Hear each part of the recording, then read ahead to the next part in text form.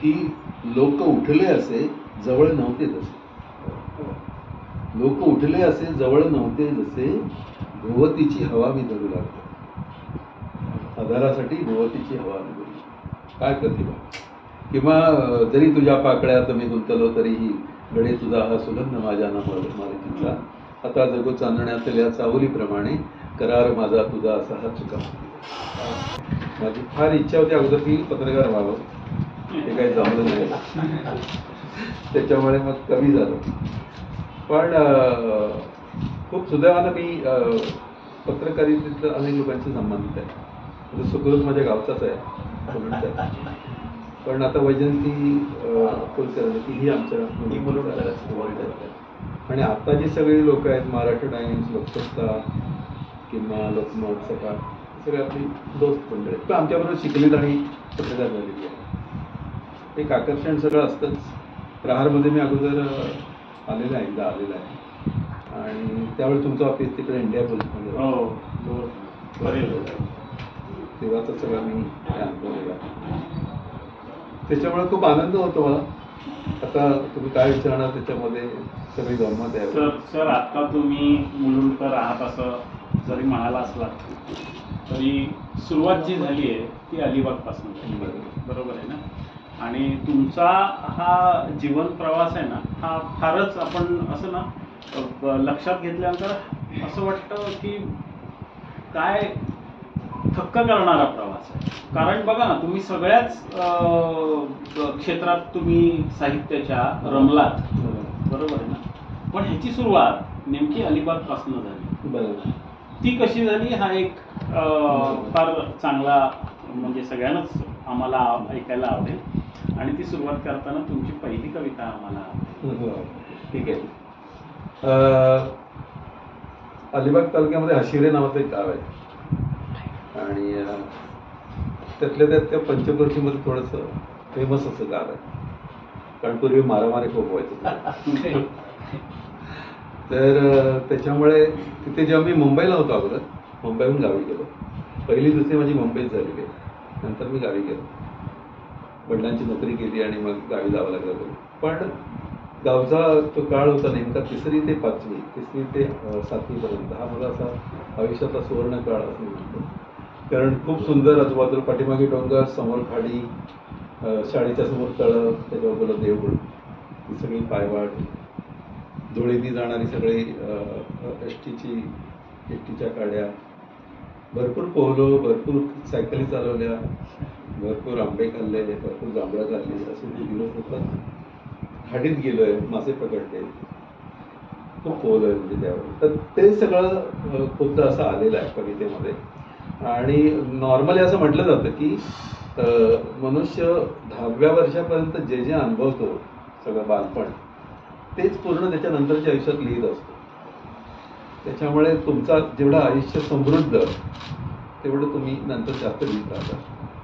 आणि समृद्ध याचा एक उलटा अर्थ असा आहे की जेवढे टक्के टोटके खातात तेवढं तुम्ही लिहिता, जेवढं ऊन तुम्ही सोसता तेवढी चांदण्याची कविता लिहिता, जेवढं तुम्ही खूप त्रास करता तेवढं तुम्ही स्वप्नातलं खूप सुंदर जग असं लोकांना सांगत असता. मला सुरेश भटांची नेहमी आठवण येते की सुरेश भटांच्या पायाला पोलिओ झाला होता, पोलिओ. त्याच्यामुळे त्याला चालता यायचं नाही, अपंगच होती शाळेत, कॉलेजमध्ये जाताना.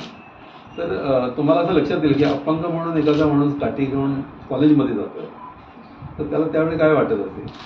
खूप सुंदर मुली दिसत आहेत, इतकं सुंदर लिहिता येतं आपल्याला, पण आपल्याला प्रेम करेल असं कोणीच नाही. पण म्हणून की काय, सुरेश भटांनी अत्यंत उत्तम प्रेम कविता लिहिली. बोल रे हळू उठेल चांदण्यावरी तरंग, सुरेश भटांनी लिहिलं.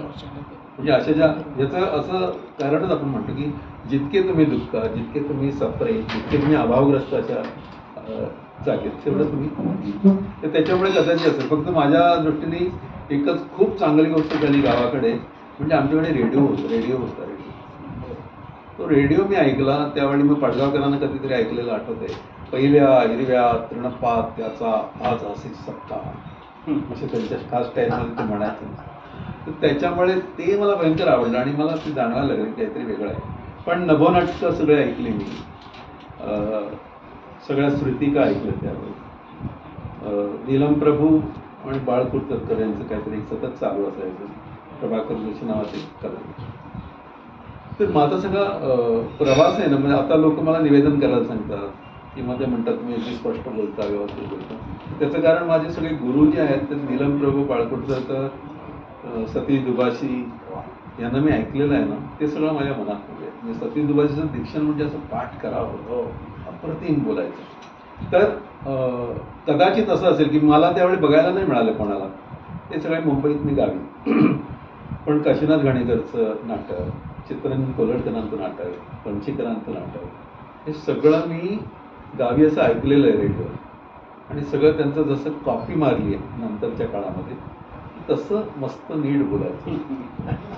तर त्याच्यामुळे नीलमताईंना नंतर मी भेटलो आकाशवाणीला आणि तिनं सांगितलं की तुम्ही माझ्या गुरु आहात. तर ते एकदम केलं त्यांनी, मी कशी काय तुझी गुरु?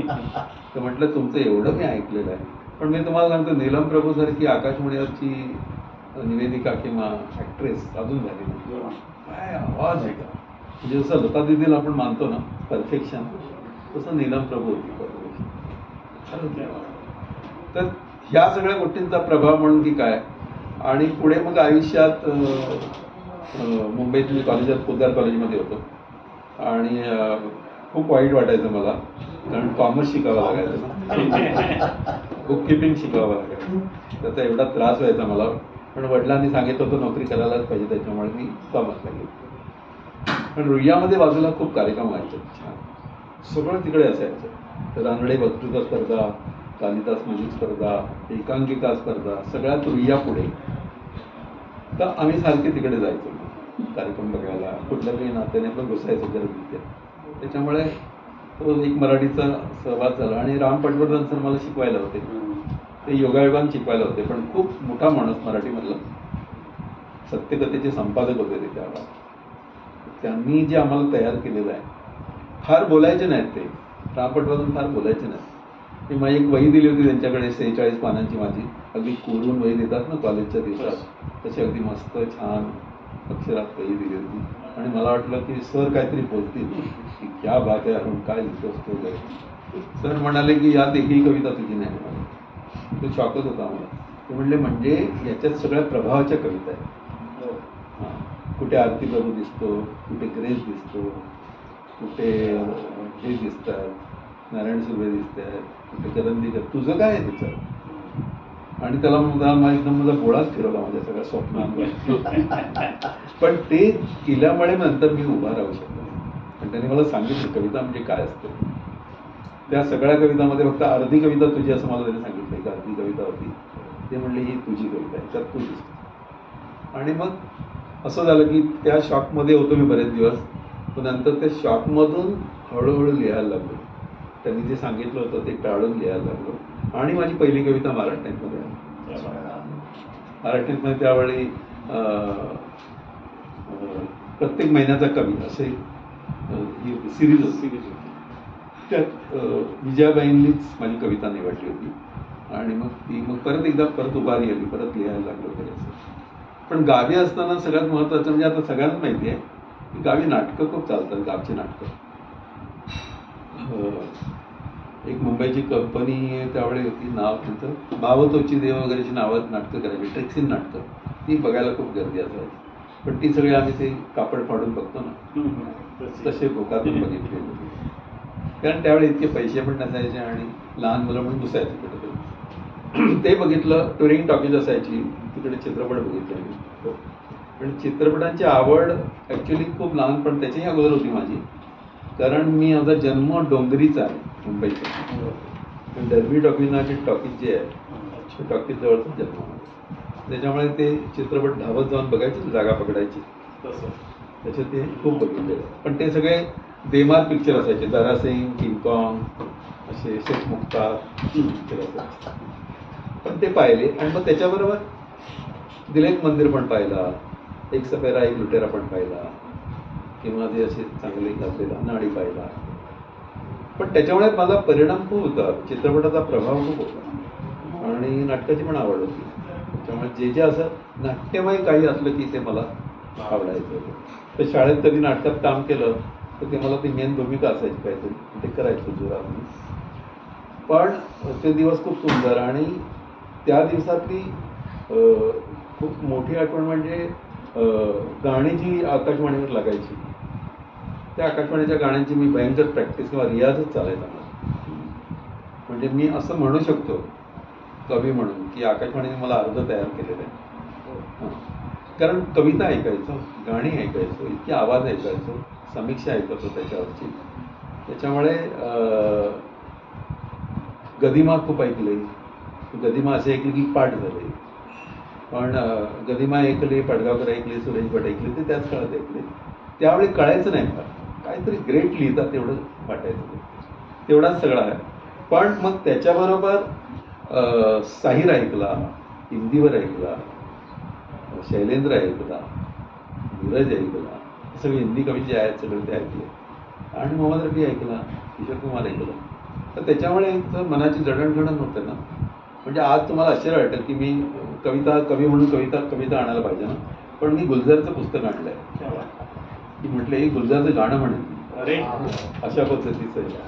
पण म्हणजे इतकं तो लगाव आहे सगळ्या हिंदी गाण्यांचा. आणि त्याचा एक परिणाम म्हणून असतं असं की तुम्हाला काहीतरी वेगळं व्हावं असं वाटतं, वेगळं करावं असं वाटतं. पण कविता नावाची गोष्ट मी त्या सत्यकथा नावाच्या मासिकातून शिकलो. ते अप्रतिम लिहायचं. म्हणजे पुशिरेगांच्या तुम्हाला मी काही कविता ऐकल्या तुम्ही हैराण व्हाल. असं एका ठिकाणी पुशिरेगा असं म्हणतात की वेगळ्याच आभाळाला या चांदण्या लटकलेल्या आहेत, वेगळ्याच आभाळाला या चांदण्या लटकलेल्या आहेत. पूर्वीही असे नव्हते. पूर्वी एक एक मोजताना मी तुझ्या डोळ्यापासूनच सुरुवात केली. पूर्वी एक एक मोजताना मी तुझ्या डोळ्यापासूनच सुरुवात केली होती. आणि तू फुलं जी उधळलीस रानवर त्याच्याही झाल्या मग चांदण्या. आणि तुझ्या मिटलेल्या डोळ्यांच्या पापण्यांवर मी मोजायचं थांबलो. तर हे सगळं जे आहे ना ह्या पद्धतीनं ज्याला कसून म्हणतात ना कविता, ते कसून प्रकरण सगळं चाललं होतं. ते आपल्याला आवडतं. नॉर्मली कसं असतं पत्रकारितेमध्ये पण तुम्हाला माहिती असेल की तुम्हाला बातमी देताना फार ब्रीफली सगळं लिहावं, फापट पसारं चालत नाही. नेमकी बातमी कमी शब्दात आणि काय जो त्याचा बातमीचा सगळा सारांश आहे तो पोचला पाहिजे 10 ओळीमध्ये. तसं कवितेमध्ये फापट पसारा नको. तर त्याची इतकी सवय तुम्हाला होते ना, प्रिसाईज लिहायचं, नेमकं लिहायचं. त्यातून मग कविता नावाची गोष्ट तुम्हाला आवडायला लागते. आणि जो असं प्रिसाईज लिहितो तो तुम्हाला जवळचा वाटायला लागतो.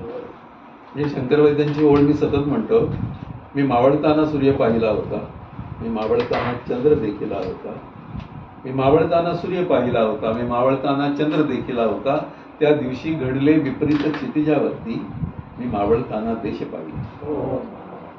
तर ही जी ताकद आहे ना त्याला कसून लिहिणं मी म्हणतो, ती ताकद कवितेमध्ये आहे असं मला वाटतं. त्याच्यामुळे त्याचं एक वेगळं आकर्षण असं असतं. आणि नंतर तुम्ही कवितेमध्ये खूप पडलात की तुमच्या लक्षात येतं की कवितेचा सगळ्याशीच संबंध आहे. तो राजकारणाशी पण संबंध आहे, सामाजिकतेशी पण संबंध आहे, तुमच्या कलेशी संबंध आहे, नृत्याशी संबंध आहे, सिनेमाशी संबंध आहे. असं सगळंच तुम्हाला कळायला लागतं. जगातले सगळे जे थोर लोक आहेत, म्हणजे आता गुलजार फॉर एक्झाम्पल उत्तम दिग्दर्शक, उत्तम कवी, पण तो कवी असल्यामुळे उत्तम दिग्दर्शक आहे असं आहे. माजिद मद्दी म्हणून एक इराणचा डिरेक्टर आहे, अप्रतिम चित्रपट केलेला कवी मुळातला आहे तो, म्हणून तो उत्तम चित्रपट करतो असं मला वाटतं. आणि मग सगळ्याच बाबतीत तुम्ही बघितलात ना की लक्षात येईल तुमच्या की कवी हृदयाची माणसं आहेत ती अशी सगळ्या पदाला पुजतात, म्हणजे संवेदनशील असतात असं मला नेहमी वाटतं. आणि तुम्ही आता जेव्हा म्हणालात मला असं म्हणजे वाटतं की पद्य आणि गद्यामध्ये शब्दसंपदा आहे किंवा आपण जे शब्द आहे ते फार वेगळे असतात. आणि बऱ्याच वेळेला कविता ऐकताना ना असा प्रश्न पडतो की अरे ह्या शब्दाचा नेमका अर्थ काय आहे. बरं तुम्ही वेचक शब्दात सगळं मांडत असता. म्हणजे एखादा 200 किंवा 300 पानांचं पुस्तक वाचावं आणि त्याच भावना 7 ते 8 ओळी किंवा 10 ओळीतली कविता तुमच्या मनात निर्माण करते. पण सर माझी तुम्हाला परत एकदा विनंती आहे की गावाकडची किंवा तुम्हाला आवडली तिकडची आणि त्याच्यानंतर तुम्ही शहरात परत आला आणि तुमची एक कविता आहे ती मला प्रचंड आवडते आणि भावते. सर 2 कवितेसाठी या कविता म्हणतो मी. फक्त तुझ्या त्या प्रश्नाचं जरा रेफरन्स म्हणून नायगावकरांची एक कविता मी नेहमी म्हणतो. कशासाठी इंदिरा गांधी गेल्यानंतर खूप दंगली झाल्या, शिखांचं एकदम शिरकांड झालं त्यावेळी. आणि त्यावेळी आपल्याकडे अशी पद्धत आहे ना की आपला नेता गेला की त्या नेत्याच्या विरोधातल्या लोकांची कत्तलच करायची. बरोबर. हे भयानकच आहे. पण नायगावकरांनी फार सुंदर लिहिलं. नायगावकरांनी इंदिराबाईवर असं लिहिलं की तुझ्या जाण्यानंतरचा अंधार इतका भीषण भयानक असेल, तुझ्या जाण्यानंतरचा अंधार इतका भीषण भयानक असेल तर तो असतानाच्या प्रकाशात काहीतरी बदलत असली पाहिजे. तर हे जे आहे ना हे कवितेतच येतं आणि हे विचारांच्या किंवा कल्पनेच्या पलीकडचं आहे. म्हणजे ते आम्हाला वाटतं ना. नाही ते म्हणजे कुमार केतकर म्हणायचे की एक संपूर्ण अग्रलेख एका बाजूला आणि एका बाजूला ही कविता अगदी आहे ना. इतकं सगळं आलंय त्याच्यामध्ये. म्हणजे इंदिरा गांधी आई आहे नाही रोशनी लाई अशी जी घोषणा होती त्या घोषणेला तो प्रकाश आहे की तुझ्या प्रकाशात काहीतरी अशा पद्धतीची कविता जी असते ती तुम्हाला हॉन्ट करते असं मला वाटतं. आणि जे जगातलं सगळं उत्तम उत्तम सांगायचं आहे ते कवितेतून आपण सांगतो. एक कविता गावाकडची अशी आहे की मी म्हणतो आता ती खूप म्हणाली तुला. पण गावाकडे गेल्यावर म्हणजे मुंबईमध्ये आल्यावर वय उलटून गेल्यावर जी एक ही तरलता तुमची जाते ना त्या तरलतेची कविता, तरलता गेल्याची कविता आहे. पण त्याच्यात सतत रेफरन्स जुन्या गोष्टीचा आहे, गावातल्या गोष्टीचा. तर ही कविता अशी आहे. छातीत फुले फुलण्याची वाऱ्यावर मन झुलण्याची ती वेळ निराळी होती ही वेळ निराळी आहे. आणि आता तुम्हाला सगळ्यांना जाणलं वेळ निराळी म्हणजे काय ते. ही काय होती वेळपूर्वी डोळ्यात ऋतूंचे पाणी मौनात मिसळते कोणी, डोळ्यात ऋतूंचे पाणी मौनात मिसळते कोणी, वाळूत स्तब्ध राहताना वाळूत स्तब्ध राहताना लाटेने गैवरण्याची ती वेळ निराळी होती ही वेळ निराळी आहे. तू वळून हसलीस जेव्हा नक्षत्र निथळले तेव्हा, तू वळून हसलीस जेव्हा नक्षत्र निथळले तेव्हा, कोरड्या मनाने कोणी कोरड्या मनाने कोणी गावात परत येण्याची ही वेळ निराळी होती ही वेळ निराळी आहे.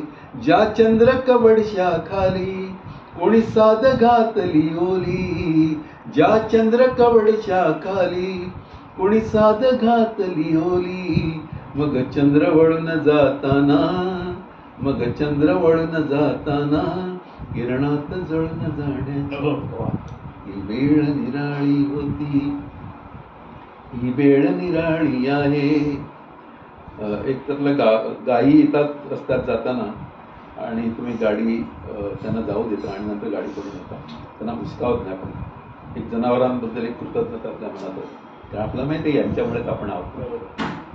तर ती गाय समोर दिसल्यावर मला आलेल्या ओळ्या अशा की थबकून थांबल्या गायी की जशी शुभ्र पुण्याई, थबकून थांबल्या गायी की जशी शुभ्र पुण्याई, त्या जुन्याच विहिरी पाशी त्या जुन्याच विहिरी पाशी आईस हाक देण्याची ही वेळ निराळी होती ही वेळ निराळी आहे.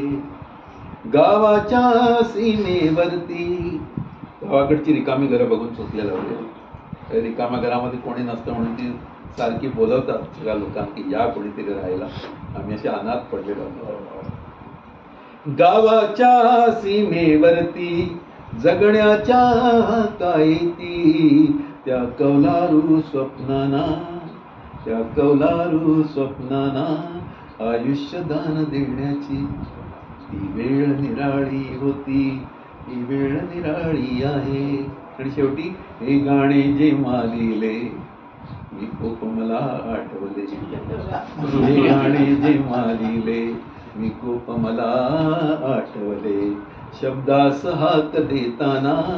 सगळ्या कवींच्या आयुष्यातली सगळ्यात भीषण वेळ काय ही आहे की शब्दास हाक देताना आतून रिते होण्याची ही वेळ निराळी होती ही वेळ निराळी आहे. छातीत फुले फुलण्याची वाऱ्यावर मन झुलण्याची अशी वेळ होती आयुष्यात मस्त. आणि सर त्याच्याच नंतर तुम्ही जेव्हा शहरातलं जेव्हा वर्णन त्या कवितेत केलेलं आहे, ती कविता तर फारच म्हणजे शहर म्हणजे नेमकं काय, कारण आता तुम्ही तर पूर्ण गाव किंवा तिकडचं पूर्ण दृश्य उभं केलं. मुलुंडला मी गेलो आणि मुलुंडचं सगळं सॉफिस्टिकेटेड सगळं कसं आहे शहरी, म्हणजे त्याच्यावर मी विक्रोळीला पण होतो, पण विक्रोळीला बऱ्यापैकी गावातले लोक भेटायचे किंवा असं जरा थोडंसं. पण मुलुंडला गेल्यावर असं कळलं की एकदम छान टापटे करणार लोक, छान टॉवर्स, छान रस्ते, असं सगळं होतं. आणि मग एक दिवस मी प्लॅटफॉर्मवर 4वर बसलो होतो आणि असे इमारती बघत होतो मुलुंडच्या, आणि माझ्या मनात आलं की मी खूप मिस करतोय गावाला. असं माझे सगळे रस्ते गेले, माझी ती घरं गेली, ती झाडं गेली, तळं गेलं, सगळं गेलं. ते आता काही ट्रॅकच्या समोर मी आहे आणि एकदम असं फारच यांत्रिक. तर मी पहिला तुकडा असा लिहिला होता त्यावेळी, तो तुम्हाला कदाचित, की खिडक्यांच्या गजांवर एवढंही आभाळ नाही, खिडक्यांच्या गजांवर एवढंही आभाळ नाही, माणसं पंख तुटल्यागत गिरगिरतायत पहाटेपासून, माणसं पंख तुटल्यागत गिरगिरतायत पहाटेपासून, रस्ते आकाशस्थ इथून तिथून निघून संपतच नाहीत कुठेही, रस्ते आकाशस्थ इथून तिथून निघून संपतच नाहीत कुठेही, शहरातले ऋतू बहरतात निवळतात रस्त्यातच, शहरातले ऋतू बहरतात निवळतात रस्त्यातच, अजस्र प्राण्यांच्या अवशेषांवर कावळ्यांच्या झुंडी बसल्यावर रान थरारते, तसे रस्ते थरारतात, तसे रस्ते थरारतात.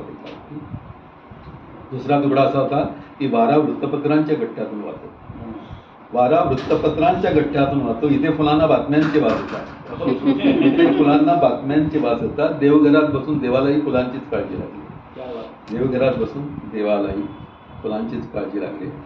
आणि ऊन पाऊस आणि संधी प्रकाश संध्याकाळचा यांनी ॲडव्हर्टायझिंग कंपन्यांची वार्षिक करार करून ठेवला. आता कचेऱ्यांवर धडधडते ऊन किंवा कोसळतो पाऊस, तेव्हा उमटतो एखाद्या रंगाचा रेघोटा, आत्मग्लान किड्यांसारखा तो रंग सारं शहर कुरतडत निघतो माणसांच्या बिळाबिळातून, माणसांच्या बिळाबिळातून. आणि रेलगाड्यांच्या छिन्नविच्छिन्न आवाजात इथं तितर वितर होतो पहाटेचा एकमेव सूर. हे रेल्वेच्या एक कविता म्हणलं आहे की रेलगाड्यांच्या छिन्न विच्छिन्न आवाजात इथं तितर वितर होतो पहाटेचा एकमेव सूर, त्याचे तुकडे इतस्ततः शोधत पाखरं दिवसभर रेल्वेच्या तारांवर पंख मोडून बसतात, पाखरं दिवसभर रेल्वेच्या तारांवर पंख मोडून बसतात. त्या वेड्यांसाठी झाडांचं वेळापत्र, त्या वेड्यांसाठी झाडांचं वेळापत्र पाखरांनी पाठ करून ठेवलं, पाखरांनी पाठ करून ठेवलं. इतकं सगळं कृत्रिम किंवा इतकं ज्याला ड्राय म्हणतो असं सगळं आयुष्य सुरू झालं. म्हणजे सगळे सोबत ते सगळं भौतिक हे असतं ना, सगळं हे असतं. तर तरी सुद्धा जे मिस करतो आपण ते मिस करतो, आणि तुम्हाला सांगतो मी अजून ते मिस करतो. सर आता तुम्ही बोलताना कविवर्य मंगेश पाडगावकर, सुरेश भट, अरुण नायगावकर सर, ह्या सर्वांचा उल्लेख केला, म्हणजे त्यांचा सर्वांचा तुम्हाला सहवास लाभला. आता खरं हे विचारणं म्हणजे थोडासा आगाऊपणा होईल, तरी पण म्हणजे ह्या सर्वांपैकी तुम्हाला जास्त भावलेलं कोण आणि का? अच्छा, खरं तर असं ग्रेडेशन नाही करतात मला, पण सुरेश भट खूप आवडायचे, पाडगावकर खूप आवडायचे, नारायण सुर्वे खूप आवडायचे, शंकर वैद्य सर खूप आवडायचे. आणि मग इंदिरा संत भेटल्या, आमच्या शांताबाई भेटल्या, नामदेव ढसाळ भेटला. त्याच्यानंतर मग छोटे छोटे कवी त्यावेळी असे प्रल्हाद चंद्रवणकर भेटले किंवा सतीश काळसेकर होता. ही सगळी मंडळी मित्र मंडळी टाईप होते छान. याच्यात प्रत्येकाची वैशिष्ट्य आहे. म्हणजे सुरेश भट हे फार किन आणि फार ज्याला आपण प्रतिभावान म्हणतो ना, असे प्रतिभावान. म्हणजे मी अनेक वेळा अडकलेला असतो कुठे ना, तेव्हा मला असं आमचे सुरेश भट केले. पाडगावकरांची गोष्ट आपल्याला माहिती आहे सगळ्या, की अप्रतिम त्यांचं सगळं. पाडगावकरांनी कविता आणखीन लोकांपर्यंत आणली, सुरेश भटांनी जसं गझल लोकांपर्यंत आणली तसं पाडगावकरांनी साधी केली कविता, आणि त्याचा त्रास पण त्यांनी भोगला. कारण मग बरेच लोक त्यांना कवीच मानायचे ना, हे काय बोलगाणी लिहिणार आहे असं म्हणायचं. पण त्याच्यामध्ये कविता आणण्याची गोष्ट असते ना, की आपलं गाणं आपल्याला पटलं पाहिजे, आपलं गाणं आपण मनापासून म्हटलं पाहिजे. तर हे वाटते हे किती सोपं आहे, याच्यात काय. पण पाडगावकर पुढे जे लिहायचं ते महत्त्वाचं आहे. आपलं गाणं आपल्याला पटलं पाहिजे, आपलं गाणं आपण मनापासून म्हटलं पाहिजे, फांदीतून तसं पान फुटलं पाहिजे. ही जी तिसरी ओळ असायची ती पाडगावकरांनी. तर हे जे आहे ते पाडगावकरांनी केलं सगळं, जाणून बुजून अगदी ह्यांनी केलं. आणि त्याच्यामुळे मी तुम्हाला सांगतो, सटासट इतक्या कविता म्हणू शकतो. बाहेर आपण नसलो कुणी जरी, पाठीवर असल्या कोणी जरी, राजा असतो आपण आपल्या घरी. राजा असतो आपण आपल्या घरी. चाळीतलं 1.5 खोल्यांचं राजाचं राज्य असतं. घरामधल्या नळाला बहुतेक करून पाणी नसतं. पण जेव्हा राजा म्हणतो, लात मारीन तिथे काढून पाणी, लात मारीन तिथे काढून पाणी. भारावून बघू लागते त्याच्याकडे त्याची राणी, डोळ्यातून झरू लागतात कौतुकाच्या सरी. राजा असतो आपण. किंवा आठवतात तुमची आमची 16 जेव्हा सरली होती, होडी तेव्हा पाण्याने भरली होती. लाटांवर बेभान होऊन नाचलो होतो, होडी सकट बुडता वाचलो होतो. बुडालो असतो तरी चाललं असतं, प्रेमाने दरगलभर काढलं असतं. तुम्हालाही ते कळलं होतं, मलाही ते कळलं होतं. प्रेम म्हणजे प्रेम असतं, तुमचं आणि आमचं अगदी. तर ही जी वोकॅब्युलरी आहे ना त्यांनी दिलेली मराठीला, ही अशी वैशिष्ट्यपूर्ण आहे. म्हणजे जवळजवळ आता तुम्हाला सांगतो, किमान 70% कवी आहेत ह्या भाषेत लिहायला लागली. म्हणजे थोडीशी पद्याकडे झुकणार आहे. म्हणजे असं नॉर्मल सगळं किती छान वाटतंय किंवा किती ऊन पडलंय, तुझी आठवण येते असं करून. पण सर तुम्ही ना एका ठिकाणी असं म्हटलेलं आहे की तुम्हाला जर कवी व्हायचं असेल ना, साधारणपणे 100 कवितेची पुस्तकं वाचा, तुम्ही कवी व्हाल. आता कदाचित मी 100, 150, 200 तरी पुस्तकं कदाचित वाचली असतील. अजूनपर्यंत मी कधी कवी झालेलो नाही. कधीतरी मी असं ऐकायचो की ते तुम्ही प्रेमात पडला असाल, तुम्ही कवी होता. मी प्रेमात पडलो, कधीच कवी झालो नाही. बरं, तुम्ही आत्ताच म्हणताना उल्लेख केला की भट साहेब असं म्हणतात, म्हणजे त्यांना ते उद्विग्नतेतनं त्यांना कदाचित त्या कविता आल्या. कधीतरी मी पण उद्विग्न झालो, कधीच आल्या नाहीत कविता. मग हे नेमकं काय? कारण कसं होतं, आता तुम्ही जे म्हणालात की वोकॅब्युलरी आहे ना सर, ही तुम्हाला अचंबित करणारी असते. कारण जेवढं देखील तुम्ही म्हटलं ना, मला नाही वाटत माझ्या जीवनात कधी मला हे शब्द सुचले असते. मग नेमकं काय? ऍक्च्युली थोडंसं असं आहे की घरामध्ये जे चलन असतं तुमचं, घरातलं चलन. म्हणजे माझी आई राष्ट्रसेवा दलात होती, तर ती गाणी म्हणायची, सेवा दलातली गाणी. त्यावेळी तिला काय ते समजत नाही, तिला आवडायची म्हणून ती म्हणायची गाणी. ते तुझ्या कामामधून तुझ्या पिकल सोन्याचं रान, उत्साह गड्या मनुष्याचं तुला नव्या जगाची आण. आता होतं असं काय की मला आण नावाचा शब्द, नवच जग, तुझ्या कामामधून अशी जी एक लय, तिला हळूहळू कळायला लागते. अभ्यास नाही करत मी, पण माझ्या कानावर पडत राहते. म्हणजे आई आणखीन एक गाणं म्हणायची, एकदम रडू येईल असं गाणं, रामदास बोट बुडाली होती त्यावेळी. तर ती असं कळा काढायची. 17 जुलै तारीख होती 47 सालामधली, अमावस्येच्या घोर सकाळी रामदास ती बोट निघाली. उडला हाहाकार जगी, गेले दीव बिचारे सारे, दर्यातळी गेले. है ना, ते पूर्ण नाटक असं उभं राहतं ना, ते सगळं नाटक तुम्हाला लक्षात राहतं. आणि मग मी नेहमी सांगतो की पहिलीमध्ये असताना देवा तुझे किती सुंदर आकाश, सुंदर प्रकाश असू.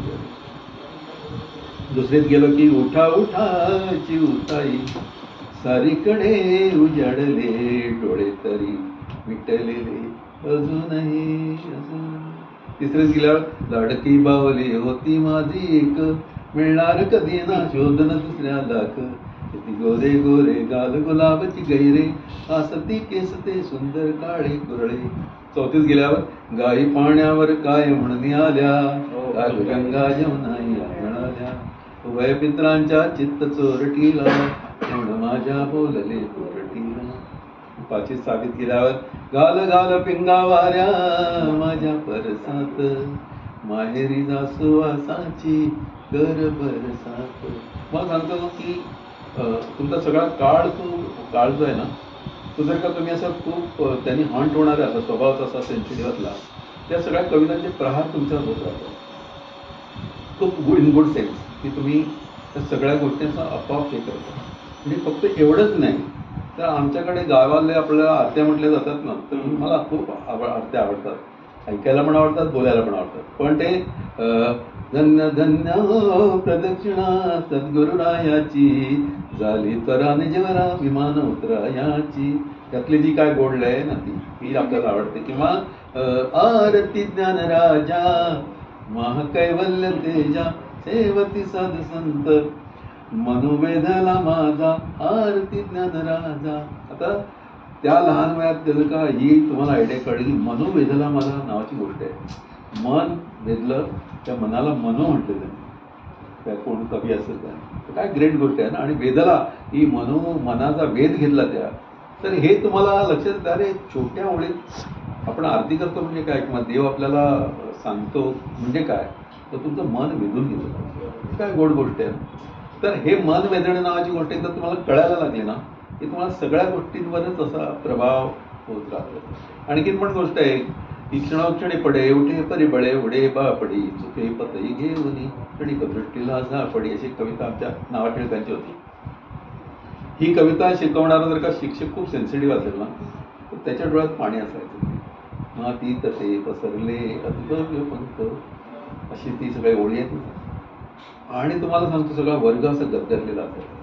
सर सांगतात म्हणून सगळ्यांच्या डोळ्यात पाणी, सगळं वेळ बनलं. हा जो सगळा शिक्षणाचा किंवा त्यावेळेच्या सगळ्या गोष्टीचा प्रभाव आहे ना, तो प्रभाव तुम्हाला असा सेन्सिटिव्ह करणार आहे. मी त्यातले बरेच लोक मग लिहायला लागतात हे सगळं. आमच्या पुष्पा भावेबाई म्हणतात त्याप्रमाणे मराठीचा प्रॉब्लेम एवढा छोटासा सोपा आहे एकदम की आजी काय बोलते ते नातीला कळत नाही, नात काय सांगते ते आजीला कळत. कारण आजीचं माध्यम वेगळं आणि नातीचं मीडियम वेगळं, असा फरक आहे. तर अशा पद्धतीनं हा सगळा फरक आपल्याला कळतो. पण आम्ही ज्या ह्याच्यात वाढलोय, सगळे ज्या संस्कारात वाढलोय, ते संस्कार सगळे तुम्हाला कवितेकडेच नेणार आहे मला. इनफॅक्ट माझ्याबरोबरचे आता जे काही पॉलिटिकल लीडर असतील ना, ते आमच्याबरोबर शिकले असतील आणि आता पॉलिटिक्समध्ये, तर त्यांच्यामध्ये एक सेन्सिटिव्हिटी अशी एक आलेली आहे. ही कवितेतून आलेली सेन्सिटिव्हिटी, त्यांच्या शिक्षकांनी सांगितलेली सेन्सिटिव्हिटी आहे. आणि जे अगदी याच्या विरुद्ध सगळ्या गोष्टीतून आले ते एकदम कठोर आहेत किंवा त्यांना अशी फार पडलेली नसते लोकांची.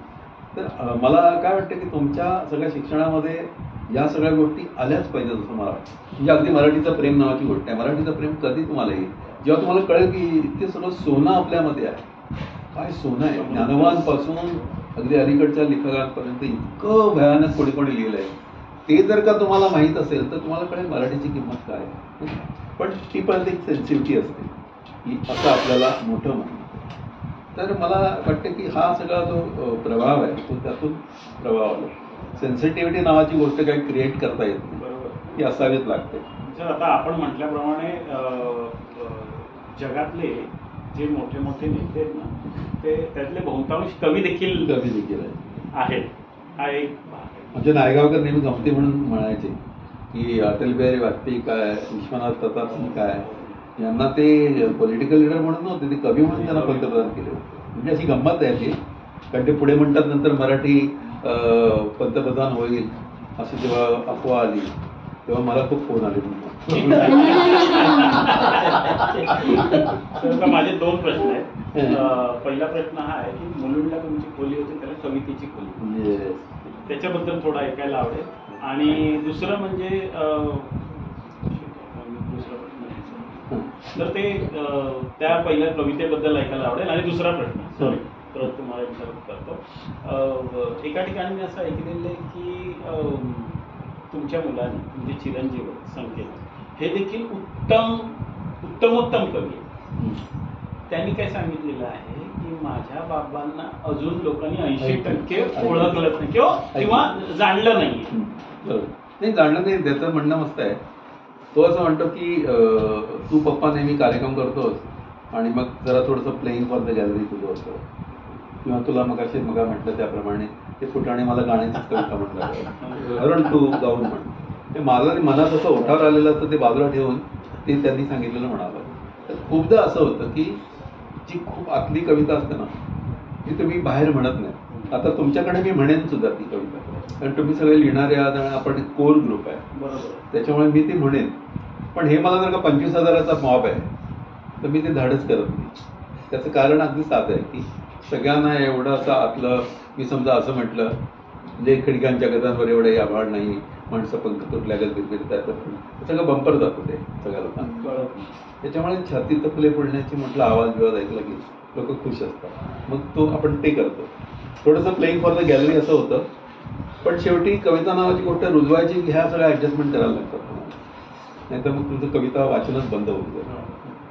तर त्याच्यामुळे तो जे म्हणतोय ते असं आहे की मी खूप माझ्या कविता ज्या अशा आहेत त्या म्हटल्या नाहीत अजून, लोकांना माहितच नाही. मग अशापैकी तुम्हाला भावलेल्या कवितांमधली एखादी कविता जी तुम्हाला ते आश्चर्य वाटेल, मला फार आवडते कविता म्हणायला ती. आणि त्या कवितेला छोटासा रेफरन्स आहे की त्या अनुताई भाग एकदा कोणीतरी माझी ओळख करून दिली की हे कवी आहेत म्हणून. तर त्यांनी ताबडतोब विचारलं हे एरवी काय करतात. कारण त्या विचार पाहिजे, बरोबर आहे ना त्यांचा प्रश्न, एरवी काय करतात. तर मग मी घरी घेऊन विचार करत होतो की एरवी आपण काय करतो, आणि मग लिहून काढलं आपण हे करतो. तर ती कविता अशी आहे की चिमण्या मला उठवतात आणि आकाशाची खिडकी उघडून देतात सकाळी. चिमण्या मला उठवतात आणि आकाशाची खिडकी उघडून देतात सकाळी. बायको हातात चहाचा कप ठेवते आणि परगावात जाणाऱ्या होडीत बसवते. बायको हातात चहाचा कप ठेवते आणि परगावात जाणाऱ्या होडीत बसवते. मुलं थंड जळ्याने बाय करतात शाळेत जाताना, तेव्हा ती फेकून देतात मला हिसाबच्या हिरव्यागार जंगलात चिरडूसारखी. हिसाबच्या हिरव्यागार जंगलात चिरडूसारखी. सकाळचं अगम्य स्तरातलं वर्तमानपत्र वाचत असताना वडील मी बसस्टॉपवर जाऊन पोचतो. दुपारचा कोळी उन्हे म्हणतो, आठवणी अडकतात त्या. दुपारचा कोळी, दुपार हा कोळी आहे असं समजून, दुपारचा कोळी उन्हे म्हणतो, आठवणी अडकतात त्या. आणि चिमण्यामधून गातच राहतात दुपारभर, आणि चिमण्यामधून गातच राहतात दुपारभर. संध्याकाळचा जांभळ्या जर्सीतला सूर्य कॉलरला धरून मला नाक्यावर नेतो. संध्याकाळचा जांभळ्या जर्सीतला सूर्य कॉलरला धरून मला नाक्यावर नेतो. मी समुद्रावर जाऊन बसतो, तेव्हा गर्दी वाळू बनून पसरलेली असते समुद्रावर. तेव्हा गर्दी वाळू बनून पसरलेली असते समुद्रावर. आणि रात्री आकाश बडबडायचं थांबलं की आईच्या हातातून बोट निसटलेल्या शाळकरी मुलासारखा मी काळोखाचं दप्तर घेऊन परत आलो. तर हे आता मला खूप आवडते, म्हणायला खूप आवडतं. पण तुमच्या चिरंजीवाने जे म्हटलंय ते काही चुकीचं नाही, ते चुकीचं नाही, बरोबर. फक्त तेवढं आहे की समोरच्या श्रोत्यांची तेवढी समज पण हवी. तर मी म्हटलं की आता ही कविता म्हणण्याचं धाडस मी इथे करतो, इतरच नाही करत. आता साहित्य अकादमीला जाणार आहे दिल्लीला, मोठं गॅदरिंग आहे, ते सुरू राहते, 10 तारखेपासून सुरू होईल ते. तर तिथे सगळ्या भारतातले 600 कवी आणि लेखक येणार आहेत 4 दिवसांमध्ये. मोठ्याच्या मोठ्या अरेंजमेंट केले तर पहिल्यांदा I will be expose to ते सगळे लोक आहेत त्यांना. आता तिकडे सुद्धा गेल्यावर मला माहित नाही की कशा पद्धतीचं काय वाचायचं. खूप घेऊन जाईन मी, तर ते सगळं ऑडियन्स बघून मला सिलेक्ट करावं लागेल. पण एक चान्स आहे की सगळे कवी आलेत, सगळे भारतातल्या विविध भागातून आलेत, कधी कधी अशा रिमोट प्लेसमधून आलेत, कोणी असं नागामधून आलाय, बोडोमधले आहेत, सिक्कीममधले आहेत, आसाममधले आहेत. त्यांना काहीतरी वेगळं ऐकवायला पाहिजे, म्हणून मी ते ऐकवण्याचा प्रयत्न करेन. पण शक्यतो तो परवा मला ते विश्वास पाटील भेटले, ते म्हणजे अरुण गावून म्हणायचे कविता, त्यांनी पण निघायला म्हणजे कठीणच आहे. पण असं होतं म्हणजे तुला अगोदरचा प्रश्न दिसत सर, कवितेची खोली वा. तेव्हा आमचं मुलुंडमधलं काय म्हणतात त्याला, एक असं स्वप्नवत गोष्ट होती.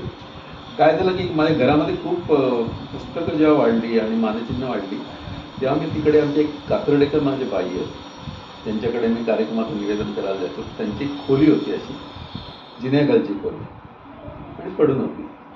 तुम्ही मॅडमना विचारलं मला जरा द्याल का, भाड्याने द्या, आणि मला फक्त पुस्तकं ठेवायचं, बाकी काय. ते म्हटले घे ना, काय ते असे पडू नये, घे, काय पैसे देशील ते देशील. असे करून मी ते माझे लागले हे थोडेसे हे लागले पुस्तकांचे सेल्फ लागले, माझं डायनिंग टेबल एक लागलं ते पुस्तकांचं, आणि बाकी काही नाही तिकडे, काहीच नव्हतं. जेवण कारण घर माझं तिथून जवळच होतं, श्रीनाथ अपार्टमेंटमध्ये घर आणि ही स्टेशन जवळची जागा. आजूबाजूला नर्सरी होती, त्याच्यामुळे खूप सुंदर खिडकीतून सगळं छान दिसायचं. आणि मी आपला भूतात्रका तिकडे जाऊन बसायचो. सकाळी मिसेस बँकेत गेली की मी तिकडे जायचो आणि मग लिहित बसायचो, वाचत बसायचो असं.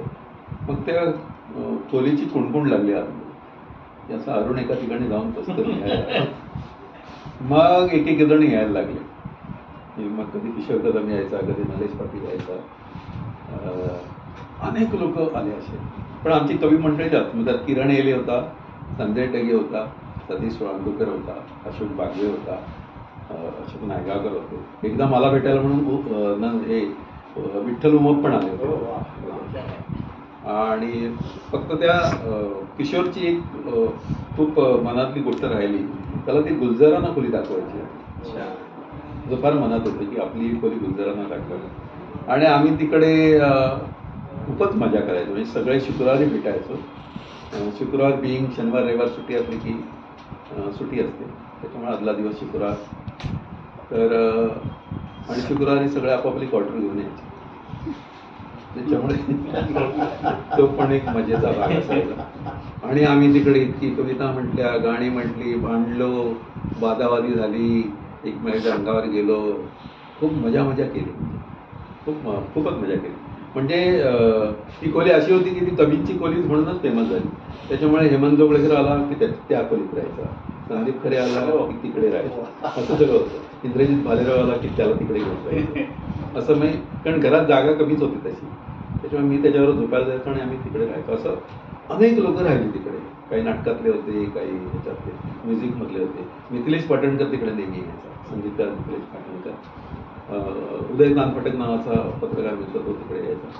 नंतर नायगावकर वगैरे तरी यायचे, पण कवी मंडळी जास्त आहे. तर ती इतकी गमतीशीर खोली होती की तिथे सगळं जसं मराठी कवितेत काय जे घडणार ते तिथे घडायचं, असं ते होतं. म्हणजे किशोरनी सगळी जी महत्वाची नाटकं आहेत ती तिथे असताना केलेली आहेत. म्हणजे तो त्यावेळी अगदी नवीन होता नाटकामध्ये. पण त्याची ती हरवलेलं प्रतिबिंब नावाचं महेश कुलकर्णीचं नाटक, अंधार यात्रा हे गोकुळ देशपांडेंचं नाटक, किंवा त्याच्यानंतर आणखीन 2-3 अशी खास नाटकं जी आहेत त्यांनी तिथे असताना केलेली आहे. आणि त्यामुळे तिथे असताना त्यांनी त्या कविता लिहिल्या. तुझं माझं लग्न, आपणच सेट लावून आपणच लग्न केलं असं एक त्या कवितेच्या खोलीने थोडक्यात सर्वांना संपन्न केलेलं आहे. त्याच्यामुळे ती फारच ग्रेट गोष्ट होती. आणि असं वाटतं ना, प्रत्येकाला वाटतं, प्रत्येक कवीला किंवा लेखकाला वाटतं की आपली एक जागा असावी अशी की जिथे आपल्याला कोणी डिस्टर्ब करणार नसतं. आपण हवेशी बोलू, चिमण्यांशी बोलू, झाडांशी बोलू आणि लिहून बसू. तशी ती खोली होती. काय फार श्रीमंत नव्हती. ती भिंती सगळ्या खराब झालेल्या होत्या आणि पाणी कधीतरी यायचं वगैरे, बाकी सगळं होतं. आम्ही ती अशी छान ठेवली होती. येणारी सर्व मंडळी श्रीमंत होती आणि येणारी मंडळी एकदम श्रीमंत. ग्रेट असायचं. नरेश पाटील यायचा, तो कविता म्हणायचा. म्हणजे त्या सगळ्या गोष्टी, म्हणजे मुलुंड मी सोडलं आणि ठाण्याला तर गेलोय तर मला बाकी कसलं दुःख नाही, पण ती खोली गेल्याचं मला वाटतं. ते असं आयुष्यातलं महत्वाचं काहीतरी चुकल्यासारखं. तर आता मी कर्जतलाही जागा घेतली तशी आणि माझी पुस्तकं परत तिकडे सगळं केलं असं. पण त्या मुलुंडच्या खोलीची गंमत एक कदाचित असं असेल, वय पण होतं ते त्यावेळी. आम्ही सगळे 30-40 होतो, खूप सुचत होतो. नाही, तो माहोल होता, एक वातावरण तयार. त्याच्यामुळे म्हणजे जसं लेखकांनी संपन्न केलं, पडगावकरांनी संपन्न केलं, सुरेश भटांनी संपन्न केलं, आमच्या मम देशपांडेंनी संपन्न केलं, वसंत अबाजी डाक्यांनी संपन्न केलं, तसं त्या खोलीने पण आम्हाला संपन्न केलं. सर, मगाशी तुम्ही म्हणाला त्या वार्ताईने जेव्हा तुम्हाला विचारलं की तुम्ही कविते व्यतिरिक्त करता काय, आता तुम्ही हे त्यांना जो प्रश्न पडलाय ना, हे तुम्ही सांगितल्यानंतर खरं तर आम्हाला देखील प्रश्न पडलाय की फक्त तुम्ही कविताच करत असता की बाकी काय. मी नोकरी केली, खूप छान नोकरी केली. एका फायरस्टोन टायर नावाच्या टायर कंपनीमध्ये मी नोकरी केली. 17-18 वर्ष मी तिकडे असिस्टंट अकाउंटंट म्हणून काम केलं. आणि त्याच्यातही मला सेल्स टॅक्स डिपार्टमेंट होतं. म्हणजे आता जी GST प्रकरण आहे तर ते मी लाल कापडामध्ये फायली घेऊन जातात ना तिकडे सेल्स टॅक्समध्ये, ते सगळं करत होतं. जवळजवळ 15-20 वर्ष मी ते केलं तिकडे. अक्षर माझं चांगलं होतं, त्याच्यामुळे खुश असायचा माझ्यावरती. छान रजिस्टर लिहितो, तेवढंच एक क्वालिफिकेशन होतं मला तिकडे, अक्षर चांगलं होतं म्हणून. आणि त्याच्या अगोदर कार्पेट वर्ल्ड ट्रेडिंग कंपनीमध्ये पण मी नोकरी केली. मध्ये ही कंपनी बंद पडल्यावर मी नॅशनल स्कूल ऑफ बँकिंगमध्ये इन्स्पेक्टर लोकांना गणित शिकवायला जायचो. तेही केलं काही दिवस नाटक शिकवायला म्हणून विकास हायस्कूलमध्ये तिथे नाटक पण शिकवायला जायचं. आणि असं म्हणजे जसं जमेल तसं काय काय काय करत राहिलो. पण कल माझा खूप राहिला की शिक्षक व्हावं असं फार वाटत होतं, पण ते काय झालं नाही. पण आत्ता मी जेव्हा कवी म्हणून जातो आणि विद्यार्थ्यांशी बोलतो तेव्हा मला आणखीन बरं वाटतं की शिक्षक म्हणून जो तो काय त्रास होता तो गाळून बाकी मला सगळं दाखवलं. सर तुम्ही सॉरी कवितांचं सादरीकरण देखील तुमच्या चिरंजीवांसाठी तुम्ही सर्वार्थाने वडील असताना कधी तुम्ही चिरंजीवाची कविता सादर केली? हो, एकदा कधीतरी मी सादर केली. मी करतो त्याची एक कविता फार आवडते मला. मी आता ती आणली नाही, फार गोड कविता आहे. पण सर मला थोडं तुम्हाला डिस्टर्ब करतो. हो अगदी. तुमच्या चिरंजीवानी म्हणजे तुम्ही दोघांनी ना उर्दू सिरीज बघायचा आणि ते तुमच्या चिरंजीवानी ती तलफनामा म्हणून एक हे केलं ना, ते तर मला इतकी भावते की ते अक्षरशः म्हणजे असं ना जाणवतं की आपण ते अनुभवल्यासारखं. तर ते आम्ही लॉकडाऊनमध्ये एक सिरियल बघितली होती, जिंदगी गुलजार पाकिस्तानची सिरियल होती. त्यात बाईचा प्रश्न त्यांनी पाकिस्तानामधल्या बाईचा प्रश्न मांडलेला आहे, का अप्रतिम मांडलेला आहे की बाप रे बाप. तर त्यातली जी हिरोईन होती ती हिरोईन पण सुद्धा ग्रेट होती, फार सुंदर काम त्यांनी केलं होतं. आणि आम्ही सतत विचार करायचो की एक एक वाक्य ती मुलगी कधी कधी बोलायची ना तसं अंगावर शहारे आणणार असा. म्हणजे एक फॅमिली आहे, नवऱ्याने टाकलेल्या बाईची फॅमिली आहे, तिच्या ह्या 3 मुली आहेत. त्यांनी दुसरं लग्न केलेलं आणि तो तिथे राहतो. आणि ह्या मुली अर्थातच गरिबीत एकटी आई नोकरी करते, त्याच्यात सगळं शिकतात आणि मोठ्या होतात. त्याच्यामुळे संपूर्ण अभावग्रस्त असं आयुष्य आहे ना. समोर नवरा तिचा म्हणजे यांचे वडील आहेत, ते असे छान याच्यात राहतात वगैरे, असं सगळं असताना ही मुलगी केवळ हुशारीवर पहिली येते कॉलेजमध्ये. आणि अशा एका माणसाची लग्न करते की तिच्या घरातल्या लोकांनी कधी स्वप्न पण बघितलं होतं, श्रीमंत माणसाची लग्न होतं आणि तो वेड्यासारखा हिच्या प्रेमात, केवळ हिच्या शरीला असं सगळं असतं. आणि नंतर ते त्यांच्या घरात पण जी काय सगळं क्रांतिकारक वागते ना ते अप्रतिम. त्यात मुसलमान रिवाज सगळे जे असतात त्या रिवाजामध्ये कसं बाईला दुय्यम ठेवलं जातं ते आहे, सगळीकडेच आहे ते.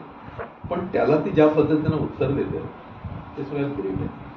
तर त्या हिरोईनच्या इतके आम्ही प्रेमात त्या दिवसामध्ये होतो. म्हणजे ती सिरियल मी रोज बघायचो आणि ती कधी एकदा येते स्क्रीनवर आणि काय बोलते असं एक असायचं. तर त्याच्यामुळे ती त्यावेळी त्यांनी ती कविता तिला उद्देशून लिहिली होती. पण अशा तर अनेक गोष्टी आहेत म्हणजे त्या त्यांनी पाहिलेल्या नाही. उदाहरणार्थ अखेरचा सवालमध्ये भक्तीबरोबर काम करायचं एका कॅन्सर झालेल्या मुलीचं, तीही अप्रतिम काम आहे.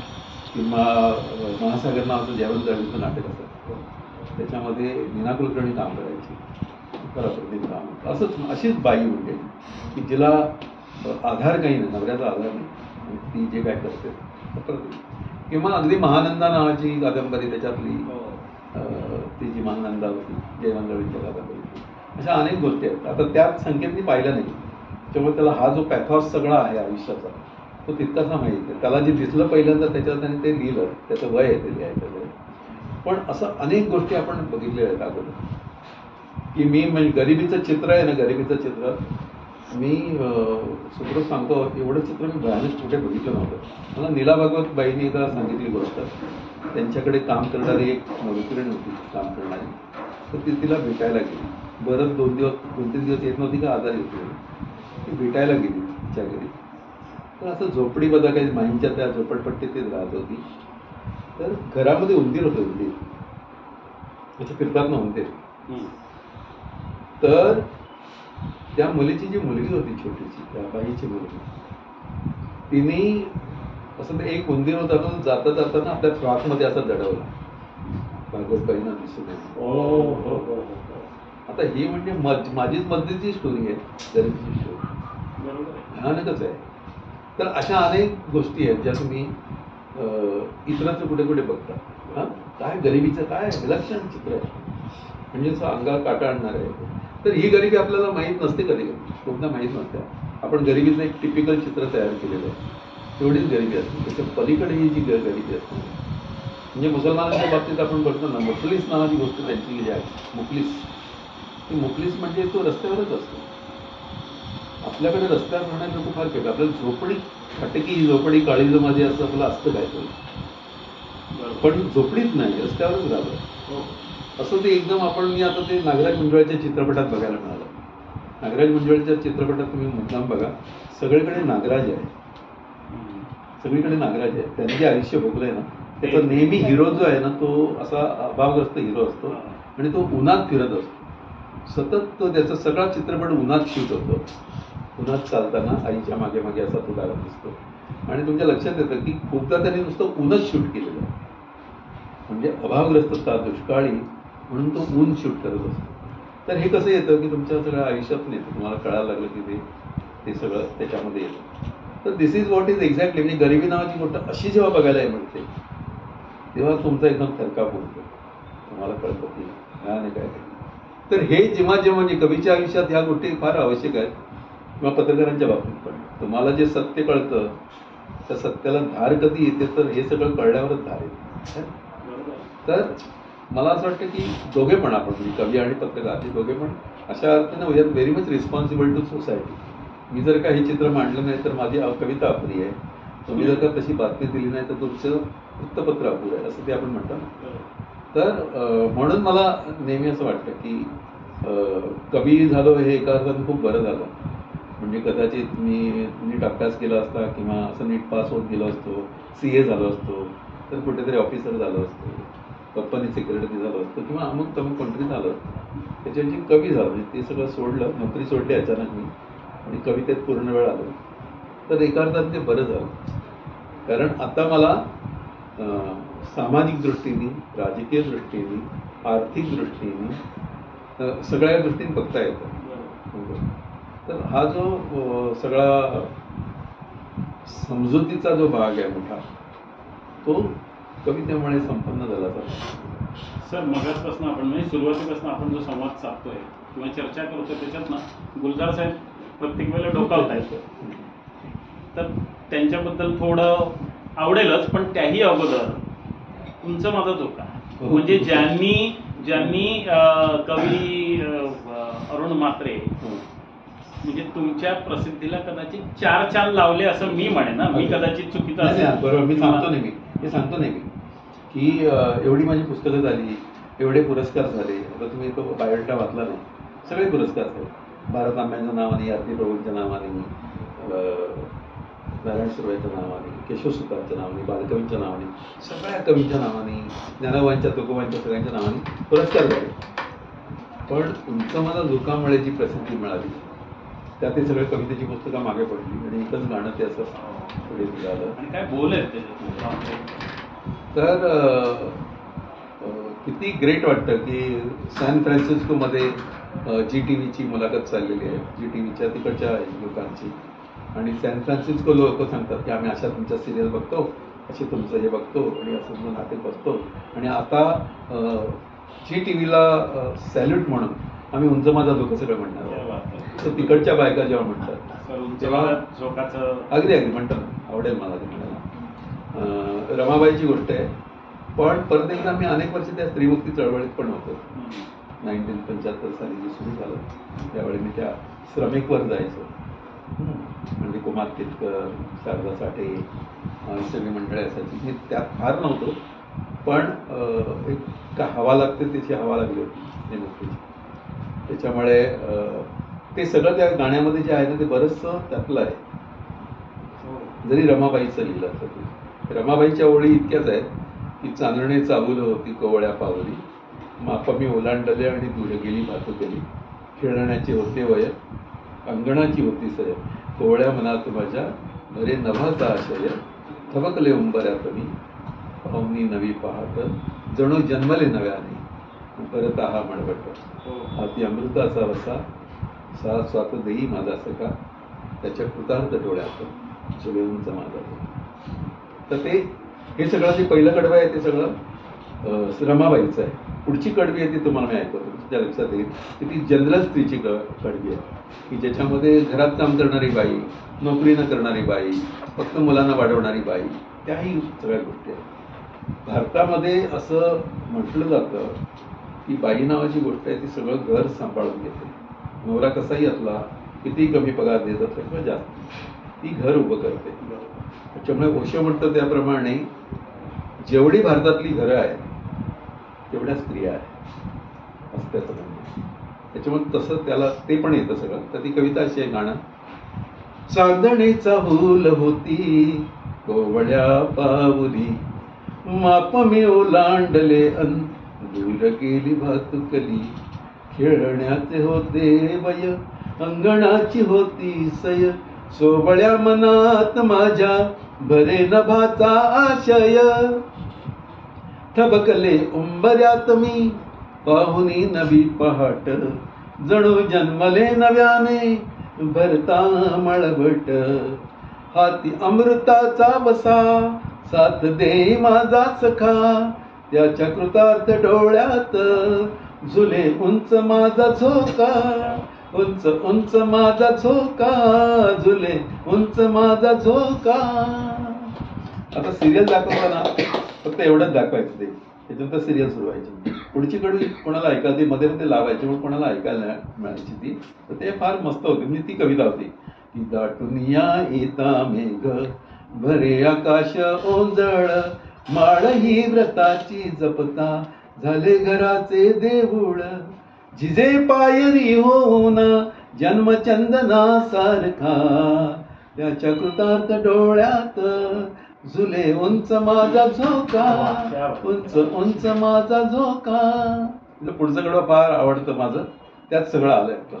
फिलॉसॉफी जी काय असते कवी म्हणून, आरतीत तेवे माझ्या मंद या व्रताची समाई, तुळशीचे रोप माझे उंच आभाळात जाई, मीच ओलांडले मला सोबतीस माझा सखा, येई कविता आकाश झुले उंच माझा झोका, त्याच्या कृतार्थ डोळ्यात झुले उंच माझा झोका. ते एका अर्थाने अनेक वर्ष तुला पाहिले मी नदीच्या किनारी, तुझे केस पाठीवरी किंमोकळे, असं ग्रेसांची कविता म्हणायचो ना आम्ही, प्रेमाची कविता म्हणून. त्यातून मग मी एक लिहिली होती अशी बाईंची कविता की तुला पाहिले मी फुले विकताना आणि पाखरांची जुने बोलताना, तुला पाहिले मी रिकाम्या घराशीच रिंगाळीशी तू भिंतीमध्ये स्वर्ग गुंडाळताना, तुला पाहिले. आणि एक त्यातली ओळ अशी की मंगळसूत्राची ओळ होती की गळा माळुनी माळ नियमावलींची, गळा माळुनी माळ नियमावलींची, छातीतला जाळ सांभाळताना तुला पाहिजे. असं ते मी लिहिलं कागद. पण हे गाणं लिहिलं आणि ते गाणं खूपच हिट झालं. आणि ते काय म्हणतात ते आता ओळखच झाली माझी. म्हणजे कुठे आता तू विचारलं की ऑब्विस तुला मुलाखत घ्यायची, पण कार्यक्रम करताना कार्यक्रम संपला असं जाहीर करतात ना, हो थांबा थांबा थांबा, त्यांना परत म्हणायला सांगा आणि परत म्हणतात. आता पत्रकार संघात असंच झालं. शेवटी मला सगळं ओपन झालं, नाही तुम्ही ते म्हटल्यावरच कार्यक्रम. म्हणजे तो समानार्थी शब्द असतो तसा तुमच्या नावाबरोबर ती उंच माझा झोकाचं एकत्र झालंय. पण तसंच तुमच्या स्वामीनी देखील लिहिलं, ते देखील स्वामीनी पण अप्रतिम, स्वामीनी पण आवडतं. म्हणजे निलेश मोरे नावाचा संगीतकार आहे. फार कमी लोक असे असतात की तुम्हाला सुद्धा अशी चावी मारतात. त्यांनी मला तेव्हा स्वामीनी, मी तर स्वामीनी तुझी सख्या रे, एवढी लाईन दिली होती. सर या मीटरमध्ये आलं पाहिजे असं म्हणून त्यांनी सांगितलं. आणि मग ते सगळं लिहून काढलं. तर ते इतकं त्यांनी मला गुरु ज्याला म्हणतात ना असं चावी मारतात किंवा स्क्रू मारतात तसं त्यांनी केलं होतं. आणि ते अप्रतिम झालं होतं. गणपती रमा माधव हे आपलं आवडतं कॅरेक्टर प्रेमातलं, त्याच्यामुळे ते सगळं लिहिलं. पण त्याच्यात सुद्धा तुमच्या लक्षात येईल की प्रेमामध्ये नवीन काय आहे ते लिहिण्याचा प्रयत्न नाही. मी कवीचा प्रयत्न नेहमी हाच असतो, लोकांना माहीत असलेलं लिहायचं नाही, पुढचं लिहायचं. तर ते त्याच्यात लिहिलंय मला बऱ्यापैकी. आता माझ्याकडनं एक शेवटचा प्रश्न, म्हणजे शेवटचा प्रश्न नाही, गुलजार त्यांच्याबद्दल तुम्ही. येस, गुलजार. आता गुलजार आमच्यासाठी मेरे अपने चित्रपट त्यांचा पहिला तो पाहिला आणि कळला हा माणूस काहीतरी वेगळा आहे. मग त्यांची गाणी ऐकली. परिचय नावाचा चित्रपट त्यांची गाणी होती, किनारा नावाचा चित्रपट त्यांची गाणी होती, खुशबू नावाचा चित्रपट त्यांची गाणी होती, आणि मग लक्षात आलं गरंगा नावाचा चित्रपट त्यांची गाणी होती. म्हणजे हा माणूस हा आपल्याला हवं तेच लिहितो किंवा आपल्या मनातलं आहे हे सगळं लिहितोय. आणि नंतर मग कळलं की अरे बापरे, हवा पे लिख दे हवा के नाम हे पण यांचंच आहे. गंगा आहे का असे गंगा जाए का हे पण यांचंच आहे. मुरा गोरा अंग लय लय श्यामा रंग दे ते पण यांचंच आहे. म्हणजे आपल्याला आवडणारी गाणी यांचीच आहेत. असं करत मग आपल्याला एक नातं होतं ना की हा आपला कवी आहे. म्हणजे त्याच्या अगोदर शैलेंद्र आवडत होता, साहिर आवडत होता, किंवा इंदिवर आवडत होता, जानिसार अख्तर आवडत होते, शकील बदायने आवडत होते, एस.एच. बिहारे आवडत होते, राजेंद्र कृष्ण, हजरत जयपुरी हे सगळे जे मंडळी ते सगळे आवडत होते. छान छान लिहित होते. पण याच्याकडे असं काहीतरी होतं जे कवितेच्या जवळचं आहे.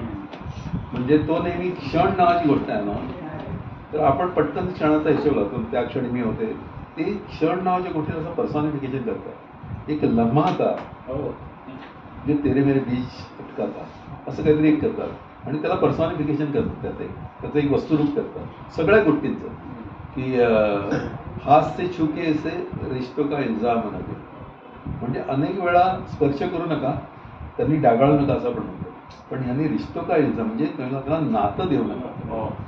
नात्याचं नाव आपल्या देऊ नकोसं काही असं जे ओढ आहे त्याचंच दुसरं वर्षन आहे की रिश्तो का इल्जाम नका. म्हणजे एक स्टेप पुढे गुलजार जातो. नुसतं रिश्ते नाही तर रिश्ता हा गुन्हा आहे, तो करू नको तुम्हाला असं सांगतो.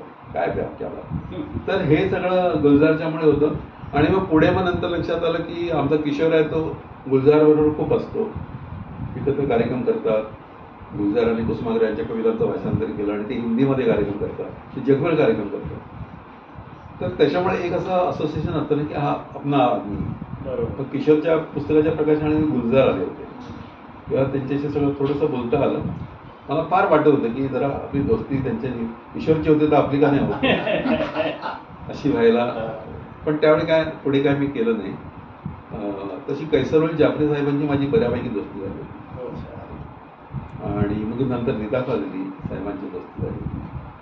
तर ते नशिबात तुमच्या असतं, ते झालं नाही. पण मग गुलजार तरी सुद्धा मला असं वाटतं की मी जेवढा गुलजार गातो ना, कुठेही सगळी गाणी म्हणत असतो. मुसाफिर हो यारो तेवढे ते पण खूपच म्हणत असतो मी गाणी. म्हणजे अगदी आता गुलजारचं ज्ञानपीठ मिळाल्यावर ताबडतोब मी 3-4 गाणी त्यांची म्हणून टाकली. तर हा एक आपला रिलेशनचा भाग आहे ना, अंतरातला रिलेशनचा भाग आहे. पण गुलजारमध्ये एक जी गोष्ट आहे ती परत आपल्यामध्ये कॉमन आहे, आमच्यामध्ये कॉमन आहे की गुलजार सगळं गाव टाकून तिकडे आला, रावी पार इकडे आला होता आणि ते त्याच्या सगळ्या कवितेमधून सारखं दिसत असतं. सारखं तो काय त्या ह्याच्यामधलं गाणं आहे ना, चप्पा चप्पा चरखा माचीस मधलं गाणं आहे. खूप लांब आम्ही आलेलो आहोत आणि इथे आपण सगळं ऍडजस्ट करण्याचा प्रयत्न असं त्याच्या जे सगळं जगण्यामध्ये कवितेमध्ये बोलण्यामध्ये सगळं येत असतं. सगळीकडे त्याची तीच तीव्रता ती येत असते सारखी.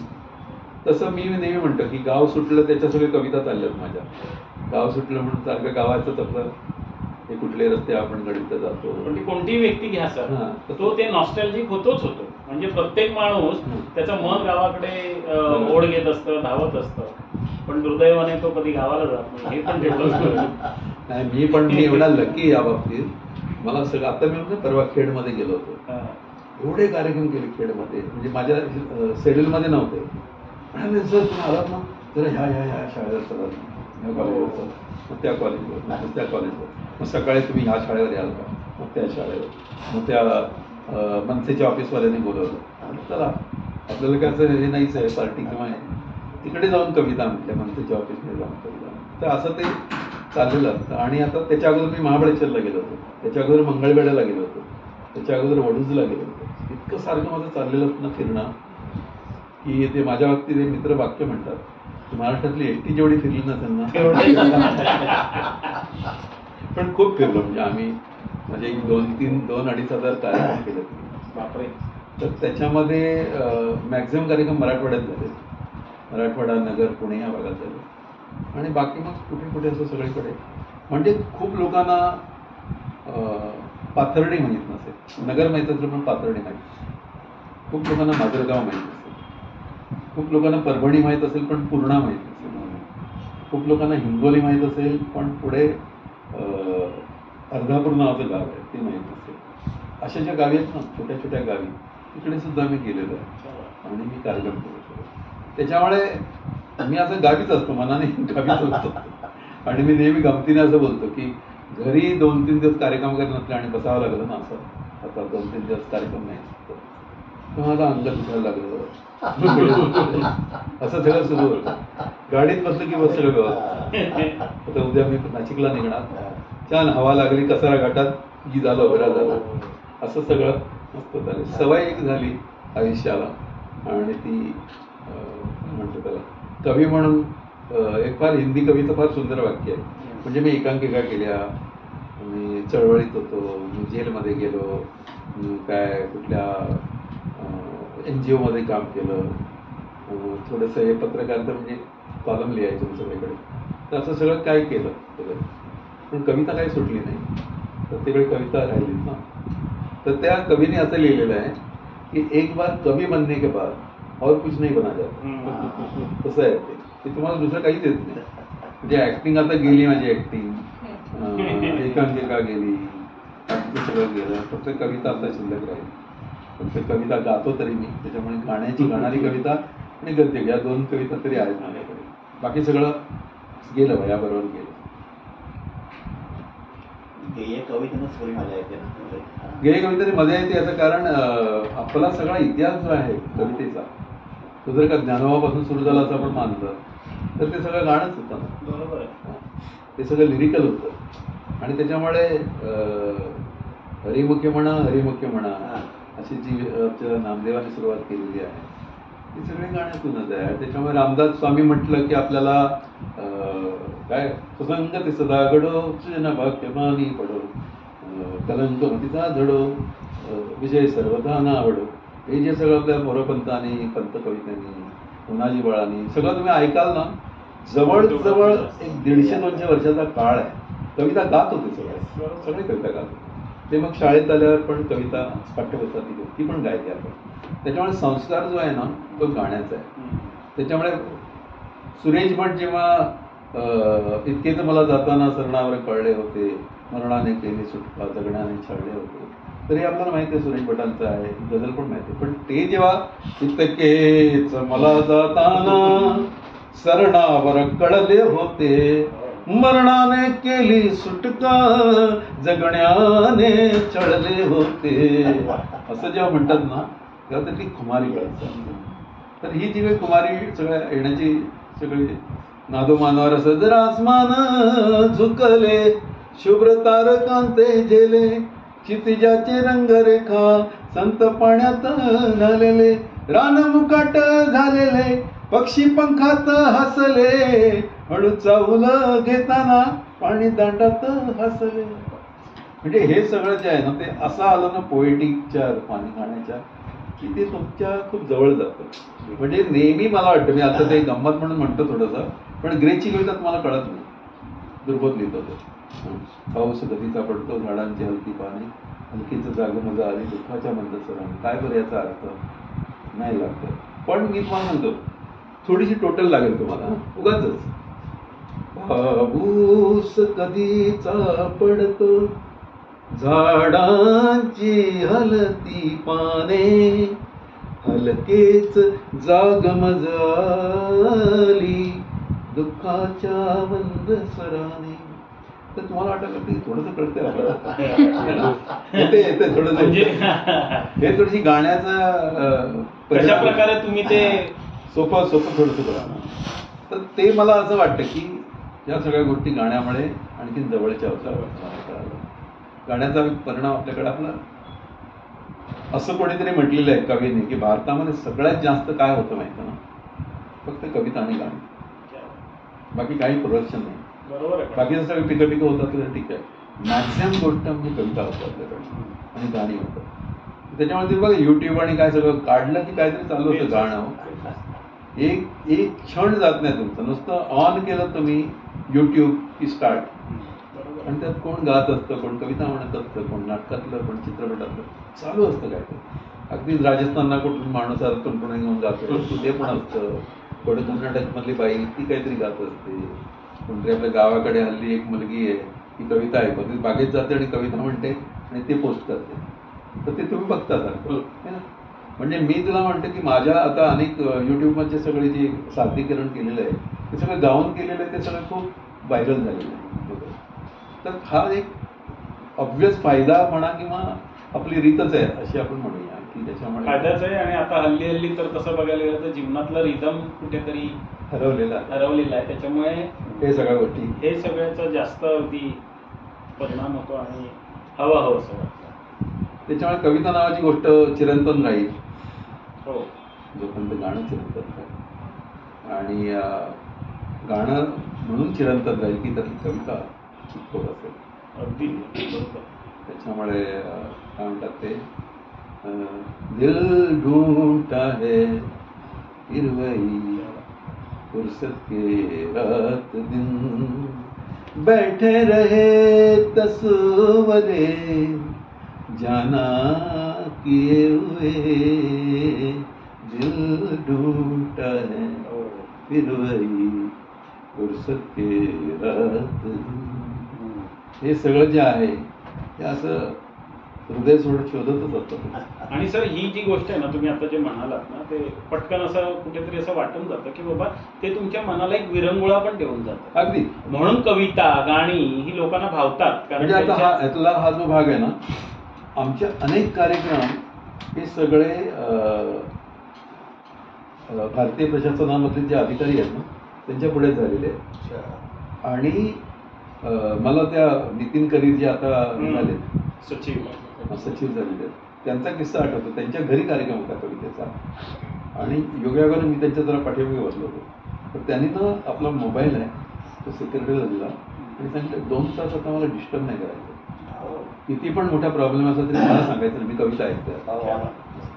तर तेव्हा माझ्या लक्षात आलं की रिलॅक्सेशन नावाची गोष्ट आहे ना ती कवितेमध्ये. आणि सर तो जो आता एक म्हणजे आता तुम्ही म्हणालात तुम्ही सुरुवातीला जशी ना की तो काळ होता, त्या काळी ना आकाशवाणी हेच एक माध्यम होतं आणि कविता ह्याच प्रकर्षाने सर्वांच्या जीवनाचा एक अविभाज्य घट. कारण जसं तुम्ही म्हणाल तसं आम्हाला देखील शाळेत कविताच होते.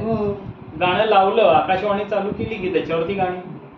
त्याच्यामुळे तो जो ठसा उमटला आहे त्याच्यामुळे ते गाण्यात सर्व माझे मान आहे, ज्याचे खरे न गाणे तो बेईमान आहे असं पाडगावकरांनी आम्हाला शिकवलंय. ते इतकं टसलेलं आहे. पण सुरेश भटांच्या गाण्याबद्दल म्हटलंय ते फार ग्रेट आहे. सुरेश भट असं म्हणतात की गीता असावले तुझ्यासाठी, सुर खोळंबले तुझ्यासाठी, तू मला अर्थ दे अजून तरी, शब्द ओलांडले तुझ्यासाठी. ही तुझी रात्र हे तुझे तारे, श्वास घेती फुले तुझ्यासाठी, दूर दूर दूर दूर येथून दूर दूर कोठे, चांदणे थांबले तुझ्यासाठी. आणि कान सोडावे तुला गाव तुझे. म्हणजे मी असं कवी म्हणून रसिकांना विचारू शकतो की कान सोडावे तुला गाव तुझे, मी मला सोडले तुझ्यासाठी, मी मला सोडले. तर हा जो एक भाग आहे समर्पणाचा तो सगळा कवितेमध्ये खूप येतो असं मला वाटतं. त्याच्यामुळे कविता नावाच्या गोष्टी मी फक्त महाराष्ट्र नाही भारतच समृद्ध झालेला आहे. आणि त्याच्यामुळे भाषा भगिनी नावाची गोष्ट ती पण आपोआप येते ना. उर्दू आपल्याला गुलजारमुळे एवढी जवळची वाटते, शैलेंद्रमुळे तिकडची भोजपुरी एवढी जवळची वाटते की तुम्हाला सगळ्या भाषा जवळच्याच वाटायला आपल्याच भाषा वाटायला लागतात. आणि मी नेहमी बघितलंय म्हणजे मला हा फार मोठा आनंद फिरतो मी ना, तर तुम्ही ट्रेनमध्ये बसलात आणि समजा डेहराडूनला गेलं किंवा मिरजला गेलं तर तुम्ही जर का हिंदी गाणं म्हणणार असाल ना, कोणी माणूस दोस्त होतो तुमचा, कोणी चलो चाय पिएंगे चाय पिएंगे असं ताबडतोब दोस्ती होऊन जाते. म्हणजे मी डेहराडूनला एकदा उतरलो, ते मुसलमान ग्रस्त होते, त्याच्यामुळे मी आपलं गाणी बिणी म्हणवतो मोहम्मद रफीची. आणि आपलं जरा माहिती पत्रकारितेची जागा होती ना आपली, त्याच्यामुळे म्हटलं कितना है डेहराडून में, ये कितने हैं, मदरसा कितने हैं, मस्जिद कितने हैं. तर त्याला वाटलं की मी पण मुसलमान आहे, एवढी काळजी करतोय, मदरसा वगैरे विचारतोय, मस्जिद विचारतोय. त्याच्यामुळे तो उतरल्यावर मला वाटलं की आप कहाँ रहते, म्हणलं अभी हॉटेल में जाएंगे. मैं होते हुए मेरा घर इथे होते, आप हॉटेल में जाते, अरे बापरे, घर चलो घर चलो, असं असं इथं झालं. असं मग अनेक वेळे असं होतं. अनेक ठिकाणाची घरची आमंत्रणं मिळतात ना, ते त्याच्यामुळे मिळतात की काहीतरी एक आतलं तुमचं नातं असतं ते. मग नंतर कळतं की नातं कवितेतलंच आहे, कवितेमुळे ते घट्ट नाही. सगळ्या म्हणजे माझं नेटवर्क खूप चांगलं आहे महाराष्ट्रात असं म्हटलं जातं ना, त्याचं कारण हेच आहे की तुम्ही औरंगाबादला मला उतरवा, तुम्ही जालन्याला उतरवा, कुठे पण मला म्हणजे कवी दोस्त असतात जे रिसीव्ह करायला येतात. त्याच्यामुळे कवितेने खूप श्रीमंत केलं असं मी समजतो मला. आणि या सगळ्या कविता मला अनेक पाठ आहेत ना, म्हणजे शांताबाई, शंकर वैद्य, त्याच्यानंतर माझं नाव गेलं, खूप कविता पाठ आहे त्यांच्या. म्हणजे त्यांच्या एवढ्या पाठ नाहीत, शांताबाईंच्या किंवा शंकर वैद्यांच्या हॅट्स ऑफ पाठ होते. माझ्या आहेत, बऱ्यापैकी पाठ आहेत. पण केवळ ह्या इतक्या कविता पाठ आहे म्हणून मला असं वाटतं की मी असं जगातला श्रीमंत माणूस आहे. इतक्या कविता माझ्याकडे आहेत.